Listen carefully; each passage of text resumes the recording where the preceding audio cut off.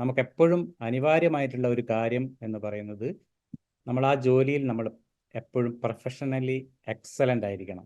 അല്ലെങ്കിൽ ആ ജോലിയിൽ നമ്മൾ മുഴുകിയിട്ട് കാര്യമില്ല. നമ്മൾ ഏറ്റവും കൂടുതൽ പ്രവർത്തിക്കുന്ന ഒരു കാര്യത്തിലേക്ക് നമ്മൾ കിടക്കുന്ന സമയത്ത് അത് എക്സലൻ്റ് ആയിരിക്കണം. ഇന്ന് 2024 ജനുവരി 31 മൈൻഡ് പ്ലസ് ആരംഭിച്ചിട്ട് 1157 ദിവസത്തിലേക്ക് കടന്നിരിക്കുന്നു. ഈ സമയത്ത് നമ്മൾ ഒന്ന് പരിശോധിക്കേണ്ടതാണ്. നമ്മൾ ഇതുവരെ ജീവിച്ച് തീർത്ത ഈ സമയത്ത് ഏറ്റവും കൂടുതൽ നമ്മൾ സ്പെൻഡ് ചെയ്തിരിക്കുന്നത് നമ്മുടെ ഔദ്യോഗിക ജീവിതത്തിലായിരിക്കും. അപ്പോൾ നമ്മൾ ആ പ്രൊഫഷൻ നമ്മൾ ഏറ്റെടുക്കുന്ന സമയത്ത് നമ്മൾ അത് കൃത്യമായിട്ട് നമ്മൾ നടത്താറുണ്ടോ, അതിൽ നമ്മൾ തൃപ്തരാണോ, അതിൽ നമുക്ക് എന്തൊക്കെ നമുക്ക് അച്ചീവ് ചെയ്യാൻ കഴിഞ്ഞിട്ടുണ്ട് എന്നൊക്കെ നമ്മൾ പരിശോധിക്കണം. പല മേഖലകളും നമ്മൾ വർക്ക് ചെയ്യുന്നുണ്ട്. ഡോക്ടേഴ്സ് ഉണ്ട്, എൻജിനീയേഴ്സ് ഉണ്ട്, ബിസിനസ്സുകാരുണ്ട്, അധ്യാപകരുണ്ട്. ഇങ്ങനെ പല മേഖലകളിലും നമ്മൾ വർക്ക് ചെയ്യുന്നുണ്ട്. അപ്പോൾ ഇവരൊക്കെ എക്സലൻ്റ് ആവാൻ എന്തൊക്കെ ചെയ്യണം എന്ന് പലർക്കും അറിയണ്ടാവില്ല. 20% ആൾക്കാർ മാത്രമേ ഇങ്ങനെ പ്രൊഫഷണലി എക്സലൻ്റായി ഒരു വിജയം കൈവരിച്ച ആൾക്കാർ ഉള്ളൂ എന്ന് നമ്മുടെ കണക്കുകൾ പരിശോധിച്ചാൽ നമുക്കറിയാം.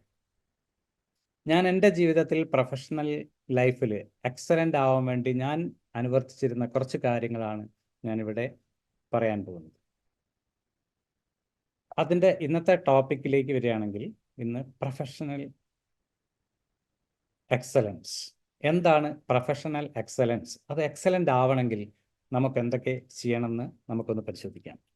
ഈ എക്സലൻസ് എന്ന് പറയുന്ന കാര്യം, excellence happens not by accident, it is a process. ഇന്നും ഞാൻ അല്ലെങ്കിൽ നാളെ ഞാനങ്ങ് നന്നായി കളയാം എന്ന് വിചാരിച്ചാൽ ഒരാൾക്കും നന്നാകാൻ കഴിയില്ല. അതൊരു പ്രോസസ്സാണ്. നമ്മളെ ഡയമണ്ട് എങ്ങനെയാണോ നമ്മളിലേക്ക് ഇന്ന് ആ രൂപത്തിലേക്ക് എത്തുന്നത്, ഒരു സ്വർണം, തങ്കം, ഇതൊക്കെ എങ്ങനെയാണ് അതിൻ്റെ പ്രോസസ്സ് കഴിഞ്ഞിട്ട് അതിൻ്റെ പൂർണ്ണ രൂപത്തിലേക്ക്, തിളക്കമുള്ള അവസ്ഥയിലേക്ക് എത്തുന്നത്, അതുപോലെയാണ് നമ്മൾ പ്രൊഫഷണലി എക്സലൻ്റ് ആവുന്നതും എന്ന് നമ്മൾ ഓർക്കുക. ഇനി ജീവിത വിജയം കൈവരിക്കണമെങ്കിൽ നമ്മൾ എപ്പോഴും നമ്മളൊരു വിജയിയായി മാറണം.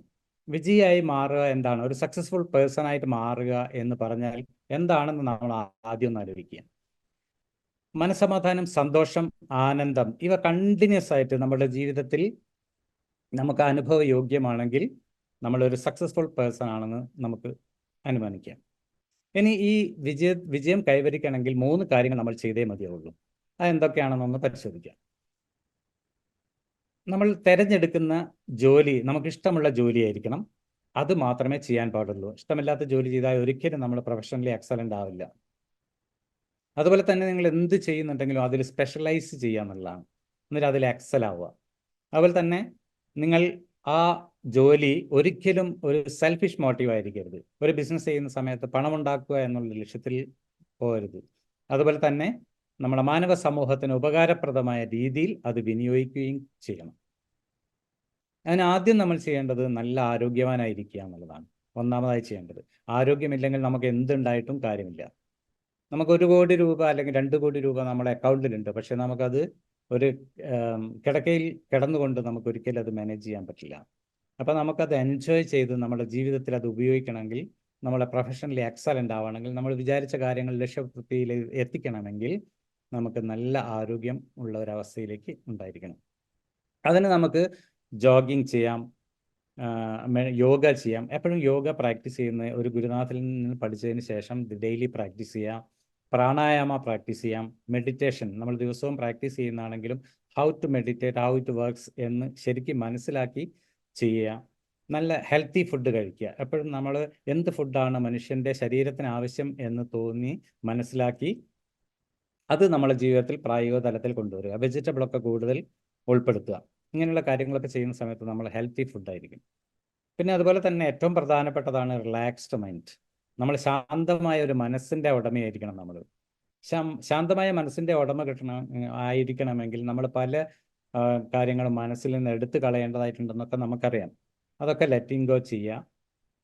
മനസ്സിനെ കുറിച്ച് പറയുമ്പോൾ നമുക്ക് മനസ്സിലാവും, your mind is your greatest friend if you control it. അതിനെ നമുക്ക് കൺട്രോൾ ചെയ്യാൻ കഴിയുകയാണെങ്കിൽ അത് നമ്മുടെ ഏറ്റവും വലിയ സുഹൃത്താണ്. അല്ലെങ്കിലോ അത് ഏറ്റവും വലിയ ശത്രുവാണ്. But your mind is your greatest enemy if it controls you. നമ്മൾ ഈ മനസ്സിനെ കുറിച്ച് പഠിക്കുന്ന സമയത്ത് എന്താണ് മനസ്സെന്നും നമ്മളെ ദ്വൈത ഭാവത്തെ നമ്മൾ ശരിക്കും മനസ്സിലാക്കുക. എന്താണ് മനസ്സ് എന്ന് പഠിക്കുക. സബ് കോൺഷ്യസ് മൈൻഡ് എന്താണ്, കോൺഷ്യസ് മൈൻഡ് എന്താണ്, അതിൻ്റെ പ്രവർത്തന രീതികൾ എന്തൊക്കെയാണ്, നമ്മൾ അഫർമേഷൻ കൊടുക്കുമ്പോൾ അതെങ്ങനെയാണ് വർക്ക് ചെയ്യുന്നത് എന്നുള്ള കാര്യങ്ങളൊക്കെ മനസ്സിലാക്കിയാൽ അതിൻ്റെ റിസൾട്ട് വളരെ ഫാസ്റ്റ് ആയിരിക്കും. ഇതൊന്നും മനസ്സിലാകാതെ നമ്മൾ ചെയ്യുന്ന സമയത്ത്, ഇപ്പോൾ എഫർമേഷനൊക്കെ നമ്മൾ ചെയ്യാറുണ്ട്. എഫർമേഷനൊക്കെ ചെയ്യുന്ന സമയത്ത് ഇത് ഹൗ ഇറ്റ് വർക്ക്സ് എന്ന് നമുക്ക് അറിയില്ലെങ്കിൽ അതിൻ്റെ ഫലം നമുക്ക് ലഭിക്കില്ല. അപ്പം എഫർമേഷൻ നമുക്ക് കുറേ കാര്യങ്ങൾ ശ്രദ്ധിക്കണം. അത് പോസിറ്റീവായിരിക്കണം, പ്രസൻറ്റ് ആയിരിക്കണം, കണ്ടിന്യൂസ് ആയിട്ട് നമ്മളത് ചെയ്യുകയും വേണം. അപ്പോൾ കോമൺ എഫർമേഷൻസ് ഒക്കെ നമുക്ക് പലപ്പോഴും പല ബിസിനസ്സുകാരും പ്രാക്ടീസ് ചെയ്യുന്നതായിട്ട് നമുക്കറിയാം. അപ്പോൾ രഘു ഡോക്ടറുടെ ഹോസ്പിറ്റലൊക്കെ നമ്മൾ ഈ 5 വാചകങ്ങൾ എഴുതി വെച്ചതായിട്ട് ഒരിക്കൽ ഫീഡ്ബാക്ക് സെഷനിൽ നമ്മൾ പറയുണ്ടായി. I am the best, I can do it, God is always with me, I am a winner, today is my day. ഇത് ഒരു കോമൺ എഫർമേഷൻ. അബ്ദുൽ കലാം ആസാദൊക്കെ ഇത് ഉപയോഗിച്ചിരുന്നു എന്ന് നമ്മൾ വായിച്ചപ്പോഴൊക്കെ നമുക്ക് മനസ്സിലാക്കാൻ പറ്റിയിട്ടുണ്ട്. പക്ഷേ ഇത് പറയുന്ന സമയത്ത് ഒരു മുഖവ്യായാമമായി പോകാതെ ശ്രദ്ധിക്കുക. ഐ ആം ദി ബെസ്റ്റ് എന്ന് പറയുമ്പോൾ ഞാനാണ് ബെസ്റ്റ് എന്ന് നമ്മൾ ഫീലിങ്ങോട് കൂടി പറയാം എല്ലാ കാര്യങ്ങളും. ഐ ക്യാൻ ഡു ഇറ്റ്, എനിക്കത് ചെയ്യാൻ കഴിയും. God is always with me, ഈ പ്രപഞ്ചശക്തി എൻ്റെ കൂടെയാണ്. ഐ ആം എ വിന്നർ, ഞാനൊരു വിജയിയാണ്. ടുഡേ ഈസ് മൈ ഡേ, ഇത് എൻ്റെ ദിനമാണ് എന്നിങ്ങനെ നമ്മൾ വളരെ അഫർമേഷൻ കൊടുക്കുന്ന സമയത്ത് ദൃഢപ്രതിജ്ഞയോടുകൂടി കൊടുക്കാൻ നമുക്ക് സാധിക്കണം. മൂന്നാമത്തതാണ് പോസിറ്റീവ് തിങ്കിങ്. പോസിറ്റീവ് തിങ്കിങ് എന്ന് പറഞ്ഞാൽ നമുക്ക് എപ്പോഴും നമ്മൾ പോസിറ്റീവായിട്ട് ചിന്തിക്കുന്ന സമയത്ത് നമ്മൾ എങ്ങനെയാണ് ഞാൻ പോസിറ്റീവായിട്ട് ചിന്തിക്കേണ്ടതെന്ന് പലപ്പോഴും സംശയങ്ങൾ നമുക്ക് വരാം. അപ്പോൾ അതിൽ 1-2 ഉദാഹരണം പറഞ്ഞാൽ മനസ്സിലാവും. I know that my future is going to be great, എൻ്റെ ഭാവി അതിമനോഹരമായി മാറിക്കൊണ്ടിരിക്കുന്നു. നത്തിങ് ഈസ് ഇമ്പോസിബിൾ, അസാധ്യമായതൊന്നുമില്ല. I am born to win. അതുപോലെ തന്നെ എക്സ്പ്രസ് ഗ്രാറ്റിറ്റ്യൂഡ്, നമുക്ക് കിട്ടിയതിനെയൊക്കെ നമ്മൾ ഗ്രാറ്റിറ്റ്യൂഡ് പ്രകടിപ്പിക്കുക. I am professionally excellent. ഇങ്ങനെയുള്ള പോസിറ്റീവ് കാര്യങ്ങൾ മാത്രം ചിന്തിച്ചുകൊണ്ടിരിക്കുക. ഇനി നെഗറ്റീവ് തോട്ട്സ് വരാനുള്ള സാധ്യതകളും നമ്മളിലുണ്ട്. ഐ ആം നോട്ട് ഇനഫ്, ഞാൻ അത്ര പോരാ. All my friends and family hate me, എല്ലാവരും എന്നെ വെറുക്കുന്നു. I am such a failure, ഞാൻ എന്നും ഒരു പരാജിതനാണ്. ഐ ആം എ ബേർഡൻ, ഞാൻ ഈ ഭൂമിക്ക് ഒരു ഭാരമാണ്. I can't do this anymore, എനിക്ക് ഇനി കൂടുതലൊന്നും ചെയ്യാൻ കഴിയില്ല എന്നിങ്ങനെയുള്ള നെഗറ്റീവ് തോട്ട്സ് നമ്മൾ ഒഴിവാക്കുക. പിന്നെ ജോലിയിൽ 4-മതായി നമ്മൾ പ്രൊഫഷണലി എക്സലൻ്റ് ആവാൻ ചെയ്യേണ്ട ഒരു കാര്യമാണ് good appearance, well dressed, dress code, ഇതിലൊക്കെ ശ്രദ്ധിക്കുക. നമ്മൾ പലപ്പോഴും നമുക്ക് കാണാൻ കഴിയും ഒരു ഡോക്ടർ, ഇതാണ് പ്രൊഫഷണലി എക്സലൻ്റ് ആയിട്ടുള്ള ഒരു ഡോക്ടർ, എപ്പോഴും അദ്ദേഹത്തിൻ്റെ ആ ഡ്രസ് കോഡ് നമുക്കറിയാം. നേഴ്സ് ആയാലും നമുക്ക് കാണാൻ പറ്റും. അതുപോലെ തന്നെ ഒരു എഞ്ചിനീയർ, ഇയാൾ എഞ്ചിനീയർ ആണോ എന്ന് നമ്മൾ ചോദിക്കേണ്ട കാര്യമില്ല, അയാൾ ഡ്രസ് കോഡ് കണ്ടാൽ നമുക്ക് മനസ്സിലാവും. ഒരു സെയിൽസ് എക്സിക്യൂട്ടീവിനെ, മാനേജേഴ്സിനെ ഒക്കെ നമുക്ക് പെട്ടെന്ന് ഐഡൻറ്റിഫൈ ചെയ്യാൻ പറ്റും. അദ്ദേഹത്തിൻ്റെ ഡ്രസ് കോഡ് വളരെ ഇമ്പോർട്ടൻ്റ് ആണ്. സിവിൽ സർവൻസിനെ കണ്ടാലും അങ്ങനെ തന്നെ. ഒരു പോലീസ് ഓഫീസർ, ഒരു IAS ഓഫീസർ, പൊളിറ്റീഷ്യൻസൊക്കെ നമ്മൾ വൈറ്റ് ഡ്രസ്സ് വളരെ സ്റ്റിഫായിട്ടൊക്കെ അയൺ ചെയ്തിട്ട് ഡ്രസ്സ് ചെയ്ത് വരുന്ന സമയത്ത് നമുക്കറിയാം അയാൾ ഹീസ് എ പൊളിറ്റീഷ്യൻ. അപ്പോൾ അങ്ങനെ നമ്മൾ പ്രൊഫഷണലി എക്സലൻ്റ് ആവാൻ നമ്മൾ ഏത് ജോലിയിലാണോ ഏർപ്പെട്ടിരിക്കുന്നത് ആ ജോലിയിൽ നല്ല ഡ്രസ്സൊക്കെ ധരിച്ച് വളരെ ആൾക്കാർക്കൊക്കെ ശരിക്കും ഇമ്പ്രസീവ് ആവുന്ന രീതിയിൽ നമ്മൾ വരാൻ ശ്രദ്ധിക്കുക. അതൊക്കെ പ്രൊഫഷണലി എക്സലൻ്റ് ആവുന്നതിൻ്റെ ഒരു പാർട്ടാണ്. അതുപോലെ തന്നെ പ്രാധാന്യം അർഹിക്കുന്ന ഒരു കാര്യമാണ് ഗുഡ് ആറ്റിറ്റ്യൂഡ്. ശിവകേര തൻ്റെ യു ക്യാൻ വിൻ എന്ന പുസ്തകത്തിൽ പറഞ്ഞിട്ടുണ്ട്, what is inside of us that makes go up is our attitude. നമ്മൾ എന്തോ ഒന്ന് ഉയർത്തുന്നുണ്ട്, അതാണ് നമ്മളെ ആറ്റിറ്റ്യൂഡ് എന്ന് അദ്ദേഹം പറയുന്നുണ്ട്. അദ്ദേഹത്തിൻ്റെ ബുക്കിൽ തന്നെ പറയുന്നുണ്ട്, magnetise piece of iron will lift about 12 times of its own weight. ഒരു കാന്തിക ശക്തിയുള്ള ഇരുമ്പിന് അതിനെ 12 ഇരട്ടി വരെ അതിനെ പൊക്കാൻ കഴിയും എന്നാണ് പറയുന്നത്. But if you demagnetise the same piece of iron it will not lift even a feather. അതിൻ്റെ ഇരുമ്പിനെ അത് ഡീമാഗ്നറ്റൈസ് ചെയ്യുകയാണെങ്കിൽ അതിനൊരു തൂവൽ പോലും പൊക്കാൻ കഴിയില്ല. അതുപോലെ തന്നെയാണ് നമ്മുടെ ആറ്റിറ്റ്യൂഡും. നമ്മുടെ ആറ്റിറ്റ്യൂഡ് നമ്മളുടെ ശരീരത്തിൽ നിന്ന് എടുത്തു കളഞ്ഞാൽ പിന്നെ നമുക്ക് ഒരു കാര്യവും ചെയ്യാൻ കഴിയില്ല. Foundation of success is attitude. A person with a positive attitude is like A fruit of all season എന്ന് ശിവകേര വീണ്ടും പറയും. നമ്മളൊരു ആറ്റിറ്റ്യൂഡുള്ള ആളാണെങ്കിൽ അത് എല്ലാ സീസണിലും ഫലം തരുന്ന ഒരു വൃക്ഷം പോലെയാണെന്നാണ് പറഞ്ഞിരിക്കുന്നത്. അപ്പോൾ ഇത് വളരെ ഇമ്പോർട്ടൻ്റ് ആണ്. പ്രൊഫഷണലി എക്സലൻ്റ് ആയിട്ടുള്ള ആൾക്കാർ, ആ കസ്റ്റമേഴ്സോട്ടുള്ള ആറ്റിറ്റ്യൂഡ് ആയാലും ശരി, നമ്മളെ കൊളീഗ്സിനോടുള്ള ആറ്റിറ്റ്യൂഡ് എല്ലാം, നമ്മളെ ഈവൻ ഫാമിലിയോട് ഉള്ള ആറ്റിറ്റ്യൂഡ് എല്ലാം ഇതിൽ വളരെ ഇമ്പോർട്ടൻ്റ് ആണ്. പിന്നെ ആറാമതായിട്ട് നമ്മൾ പറയുന്നത് കണ്ടിന്യൂസ് എഫേർട്ടാണ്. ഈ കണ്ടിന്യൂസ് എഫേർട്ട് നമ്മൾ എപ്പോഴും ഒരു ജോലിയിൽ ചെയ്യുന്ന സമയത്ത് നമ്മൾ ആ പ്രവൃത്തിയിൽ ഒരു കണ്ടിന്യൂസ് ആയിട്ട് ചെയ്തുകൊണ്ടിരിക്കണം, കൺസിസ്റ്റൻ്റ് ആയിട്ട് ചെയ്തുകൊണ്ടിരിക്കണം. എന്നാൽ മാത്രമേ പ്രൊഫഷണലി എക്സലൻ്റ് ആയിരുന്നു. ചില ബിസിനസ്സുകാരെ കാണാം, ചില ദിവസം ആ ബിസിനസ് ഔട്ട്ലെറ്റ് തുറക്കില്ല, തോന്നിയ സമയത്ത് തുറക്കുക, അങ്ങനെയുള്ള കാര്യങ്ങളൊക്കെ ചെയ്യുന്നുണ്ട്. അദ്ദേഹത്തിന് ആ ശ്രദ്ധ വേറെ എന്തിലൊക്കെയോ ആണ്. ചിലപ്പോൾ നെറ്റ്വർക്ക് മാർക്കറ്റിങ്ങിലൊക്കെ പോകുന്ന ആൾക്കാരുണ്ടാവും, ഇതൊക്കെ അവിടെ ഇട്ടേക്കും. അപ്പോൾ അങ്ങനെ ശ്രദ്ധ മാറിപ്പോവാതിരിക്കാൻ ചെയ്യുക, കണ്ടിന്യൂസ് ആയിട്ട് എഫേർട്ട് കൊണ്ടുവരിക. പിന്നെ സെൽഫ് കോൺഫിഡൻസ് വളരെ ഇമ്പോർട്ടൻ്റ് ആണ്. Self confidence is an attitude about your skill and abilities. നമ്മളെ കഴിവിൽ നമ്മൾക്കുള്ള ആറ്റിറ്റ്യൂഡിനെയാണ് സെൽഫ് കോൺഫിഡൻസ് എന്ന് പറയുന്നത്. സെൽഫ് കോൺഫിഡൻസ് വർദ്ധിപ്പിക്കാൻ കുറച്ച് കാര്യങ്ങൾ നമുക്ക് ചെയ്യാം. നല്ല പോസിറ്റീവ് തിങ്കിങ്, നേരത്തെ പറഞ്ഞ പോലെ. അതുപോലെ തന്നെ ഗുഡ് നോളജ്. നമുക്ക് നല്ല നോളജ് നമ്മൾ ചെയ്യുന്ന ഫീൽഡിൽ നമുക്കുണ്ടെങ്കിൽ നമ്മൾ കോൺഫിഡൻസ് ലെവൽ വർദ്ധിപ്പിക്കും. നല്ല അപ്പിയറൻസ് ഉണ്ടെങ്കിൽ നമ്മളെ confidence level will be very high. Ability to do, അതുപോലെ നമുക്ക് ചെയ്യാൻ കഴിയും എന്നുള്ള ഒരു തോന്നൽ നമ്മളിൽ എപ്പോഴും ഉണ്ടായിരിക്കണം. കമ്മ്യൂണിക്കേഷൻ സ്കില്ല്, നന്നായിട്ട് കമ്മ്യൂണിക്കേറ്റ്, അതിമനോഹരമായിട്ട് കമ്മ്യൂണിക്കേറ്റ് ചെയ്യാൻ പറ്റണം. കമ്മ്യൂണിക്കേറ്റ് ചെയ്യുന്ന സമയത്ത് ആ കസ്റ്റമറിലുള്ള ആ ഇംപ്രഷൻസ് ഒക്കെ വളരെ അധികം വലുതായിരിക്കും. എട്ടാമതാണ് ടൈം മാനേജ്മെൻറ്റ്. ഇന്ന് ബിസിനസ്സിൽ അല്ലെങ്കിൽ തൻ്റെ പ്രൊഫഷണൽ ഏത് ജോലിയിലായിരുന്നാലും ജീവിതത്തിൽ വിജയികളായിട്ടുള്ള ആൾക്കാരെ നോക്കിയാൽ ടൈം മാനേജ്മെൻറ്റ് വളരെയധികം നന്നായിട്ട് ജീവിതത്തിൽ അനുവർത്തിച്ചു പോരുന്ന ആളാണെന്ന് നമുക്ക് മനസ്സിലാക്കാൻ സാധിക്കും. അപ്പം നമുക്കെല്ലാവർക്കും 24 മണിക്കൂറാണ് കിട്ടുന്നത്. എന്നാൽ ചില ആൾക്കാർ മാത്രം സക്സസ് ആയി കാണപ്പെടുന്നത് എന്തുകൊണ്ടാണെന്നുള്ള ചോദ്യത്തിന് ഒരൊറ്റ ഉത്തരമേ ഉള്ളൂ: ഗുഡ് ടൈം മാനേജ്മെൻറ്റ്. ഇനി ടൈം മാനേജ്മെൻറ്റ് കൊണ്ടുവന്നാൽ അതിൻ്റെ ബെനിഫിറ്റ്സ് എന്തൊക്കെയാണ്? Great productivity and efficiency, greater productivity and efficiency. നമ്മൾ അതുപോലെ തന്നെ less stress, a better professional reputation, increased chances of advancement, more opportunities to achieve your life and careers. ഇതൊക്കെയാണ് ഒരു time management കൊണ്ടുവന്നാൽ നമുക്ക് ലഭിക്കാൻ പോകുന്ന ബെനിഫിറ്റ്സ്. ടൈം ഈസ് പ്രീഷ്യസ് എന്ന് പ്രത്യേകം മനസ്സിലാക്കുക. Make sure you spend it with right people. നമ്മൾ ഇടപെടുന്ന ആൾക്കാരൊക്കെ നല്ല വ്യക്തികളാണെന്നും നമുക്ക് ഉപകാരം പ്രദമാകുന്ന ആൾക്കാരാണെന്നും നമ്മൾ വ്യക്തമായി മനസ്സിലാക്കിയതിന് ശേഷം പ്രവർത്തിക്കുക. പിന്നെയാണ് പ്രോപ്പർ കമ്മ്യൂണിക്കേഷൻ. കമ്മ്യൂണിക്കേഷൻ നമ്മൾ ചെയ്യുന്ന സമയത്ത് നമുക്കറിയാം, നമ്മുടെ പ്രൊഫഷണൽ ലൈഫിൽ പലപ്പോഴും ഒരു മെയിൽ അയച്ചാൽ പോലും നമ്മൾ അതിന് റിപ്ലൈ കൊടുക്കില്ല, ഒരു മെസ്സേജ് അയച്ചാൽ ഒരു റിപ്ലൈ കൊടുക്കില്ല. ഇത് അയാൾ വായിച്ചോ, ഇത് കണ്ടോ, ആ കുട്ടികളെടുത്ത് നോക്കിയാണോ, ഒന്നും നമുക്ക് മനസ്സിലാവില്ല. അപ്പോൾ നമുക്ക് കസ്റ്റമർ ആയാലും ക്ലയൻസ് ആയാലും കൊളീഗ്സ് ആയാലും ഫാമിലിയിലുള്ള ആൾക്കാരായാലും നമ്മൾ പ്രോപ്പർ കമ്മ്യൂണിക്കേഷൻ ഉണ്ടായിരിക്കണം. ഒരു മെസ്സേജ് കിട്ടിക്കഴിഞ്ഞാൽ, ഒരു ഉദാഹരണം പറയുകയാണ്, ഒരു സ്മൈലി കൊടുക്കാം, നോട്ടിട്ട് പറയുക, താങ്ക് യു പറയുക, ഗ്രേറ്റ് എന്ന് പറയുക. ഇങ്ങനെയുള്ള കാര്യങ്ങളൊക്കെ ഒരു പ്രോപ്പർ കമ്മ്യൂണിക്കേഷൻ ഉണ്ടാകുമ്പോൾ ആ ഒരു പ്രൊഫഷണലി എക്സലൻ്റ് ആയിട്ടുള്ള ആൾക്കാർക്കേ പറ്റുള്ളൂ. എപ്പോൾ നമ്മൾ എന്ത് കാര്യങ്ങളുണ്ടും കസ്റ്റമേഴ്സിനോടായാലും നമ്മളെ ജീവിതത്തിൽ നമ്മളെ ഓഫീസിലുള്ള ക്ലയൻസിനോടായാലും നമ്മുടെ ജീവനക്കാരോട്, നമ്മളെ കൂടെ വർക്കുന്ന സബോർഡിനേറ്റ് സ്റ്റാഫിനോടായാലും ആരോടായാലും നമ്മൾ നല്ല കമ്മ്യൂണിക്കേഷൻ ആയിരിക്കും എപ്പോഴും. നമ്മൾ ഈവൻ ലേറ്റ് ആവുന്നെങ്കിൽ ഇപ്പം I will be late four 10 minutes എന്ന് അറിയിക്കുക. ഇങ്ങനെയുള്ള കാര്യങ്ങളൊക്കെ ചെയ്യുന്ന സമയത്താണ് ഒരു പ്രോപ്പർ കമ്മ്യൂണിക്കേഷനിലൂടെ പ്രൊഫഷണലി എക്സലൻ്റ് ആവും. പിന്നെ പലപ്പോഴും നമുക്ക് പറ്റുന്നത് ഞാൻ തോറ്റു പോകുമോ എന്നുള്ള ഭയമാണ്. ബിസിനസ് തുടങ്ങുമ്പോൾ നമ്മൾ പറയും, ഇതിൽ നഷ്ടം വരുമോ, ഇതെനിക്ക് പൂട്ടിപ്പോകേണ്ടി വരുമോ, അല്ലെങ്കിൽ ഒരു ജോലി കിട്ടിയാൽ ഈ ജോലിയിൽ എനിക്ക് തുടരാൻ പറ്റുമോ, എൻ്റെ ബോസിനെ എനിക്ക് തൃപ്തിപ്പെടുത്താൻ പറ്റുമോ, എനിക്ക് എക്സലൻ്റ് ആവാൻ പറ്റുമോ എന്നുള്ള ആ ഫിയർ ഓഫ് ഫെയിലിയർ. ഈ ഫിയർ ഓഫ് ഫെയിലിയർ ഉള്ള ആൾക്കാർക്ക് ഒരിക്കലും നമുക്ക് പ്രൊഫഷണലി എക്സലൻ്റ് ആവാൻ പറ്റില്ല. അതിനെ ഒഴിവാക്കുക.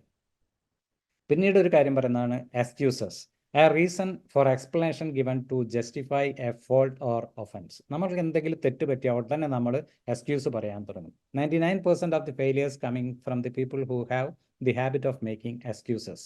എക്സ്ക്യൂസസ് പറയുന്ന ആൾക്കാരിൽ ആണ് നമുക്ക് എന്ത് തെറ്റ് പറ്റിയാലും അതിനൊരു ന്യായീകരണം കണ്ടെത്തും. അത് നമ്മൾ പ്രൊഫഷണലി എക്സലൻ്റ് ആയിട്ടുള്ള ആൾക്കാർക്ക് ഒരിക്കലും യോജിച്ചാൽ അത് കൊണ്ട് നടക്കുകയും ചെയ്യരുത്.